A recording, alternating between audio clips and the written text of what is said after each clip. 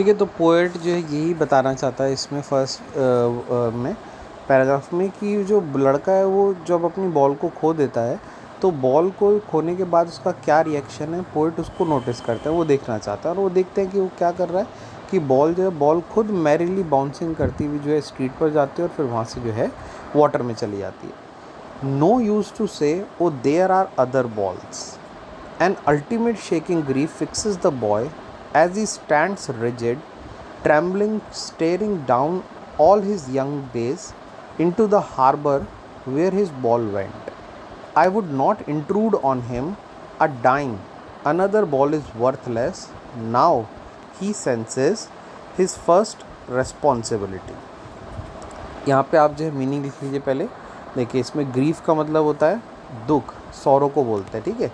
Rigid होता है fixed होना, किसी भी चीज़ का फिक्स्ड होने को हम रिजिड कहते हैं।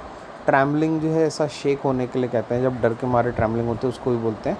और हार्बर होता है जो डॉक यार्ड होता है, मतलब जहाँ से ना शिप वगैरह चलता है उसको हार्बर कहते हैं। जैसे ट्रेन प्लेटफॉर्म से चलती है, ठीक है, ऐसे बस जो है वो बस अड्डे से चलती है।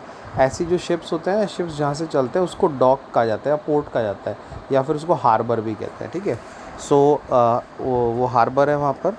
और इसमें इंट्रूड है, इंट्रूड का मतलब होता है इन्वेड करना, माने किसी ज़बरदस्ती किसी के प्राइवेट लाइफ में दखल देने को इन्वेड करना कहता है, ठीक है। और डाइम जो है, डाइम 10 सेंट्स को कहा जाता है, जो करेंसी होती है सेंट, तो उसमें डाइम जो है 10 सेंट्स को कहा जाता है, ठीक है। चलिए देखिए, तो कहते हैं अब यहाँ पर वो कहते हैं मैंने खुद देखा उसको जब उसकी बॉल वहाँ पे चली गई, और वो लड़का क्या हो गया, वो लड़का बहुत ज़्यादा उस चीज़ को लेके दुखी हो गया है। वो लड़का बहुत ज़्यादा जो है परेशान हो रहा है उस चीज़ को लेके, पर कहता है कि कोई फ़ायदा नहीं उसको ये कहने का कि अरे जाने दे बॉल को, और यहाँ पे अभी बहुत सारी बॉल है, हम तेरे को कोई और बॉल दिला देंगे या कोई और बॉल ले लेना, उस एक बॉल को लेके क्यों इतना दुखी हो रहा है। कहते हैं यहाँ पे वो कहने का कोई भी फ़ायदा नहीं है। क्यों? An ultimate shaking grief fixes the boy. कहता है उस लड़के को हिला देने वाला बिल्कुल एक ऐसा दर्द जो है, एक ऐसा दुख उसको उस बॉल के साथ जुड़ा हुआ है जो उसको मिला है, जो उसके मतलब एक ऐसी फीलिंग उसको, इतनी सैडनेस वाली फीलिंग उसको मिली है कि वो कम्प्लीटली जो है उस दुख से जो है हम कह सकते हैं सराउंड हो चुका है। As he stands rigid, rigid माने क्या, वो कैसा रह गया बस वहाँ पे, क्योंकि फिक्स्ड हो गया है। ट्रैम्बलिंग स्टेयरिंग डाउन, और वो ऐसा बस क्या कर रहा है, ट्रैम्बलिंग कर रहा है, माने शेकिंग हो रही है और घूरता जा रहा है किधर, वो नीचे की तरफ। कहाँ नीचे की तरफ? जहाँ पे उसकी वो बॉल जो है चली गई है, ठीक है। आप इसके एक मतलब सीन इमेजिन करिए कि वो लड़का वहाँ पे एक कह सकते हैं एक ब्रिज टाइप पे खड़ा हुआ है और वहाँ पे अपनी बॉल से खेल रहा था, और वो बॉल से खेलते खेलते उसकी बॉल जो है जाके वहाँ पानी में गिर जाती है, वहाँ नीचे हार्बर में गिर जाती है, उसके पास गिर जाती है।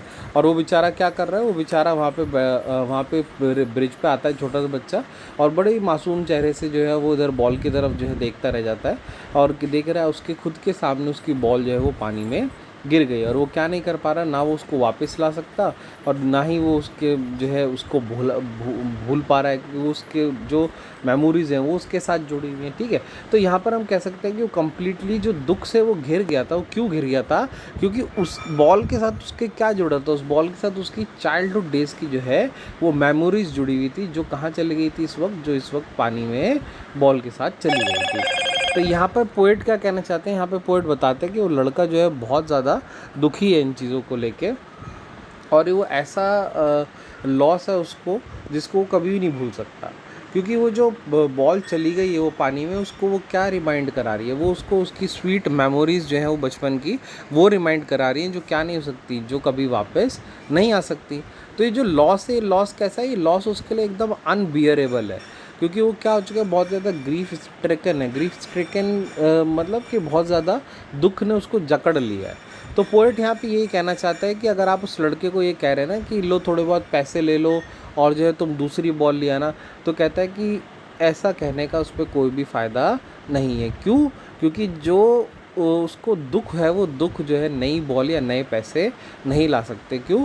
क्योंकि जो उसकी मेमोरीज जुड़ी हुई थी उस बॉल के साथ, वो नई बॉल के साथ नहीं जुड़ सकती। यानी जो चाइल्डहुड डेज़ की जो उसकी मेमोरीज थी वो कभी भी वापस नहीं आ सकती। मतलब ये हम एजिंग प्रोसेस से भी इसको जोड़ सकते हैं कि या आपने जो बचपन में जो अपने जो भी आपके इन्जॉयमेंट है, जो भी आपके हैप्पीनेस है, जॉय है, आप जैसे जैसे आपका बचपन बीतता चला जाएगा, आप एक ऐसी उम्र में आ जाएंगे, क्या वो बचपन के इन्जॉयमेंट आपको मिल पाएंगे?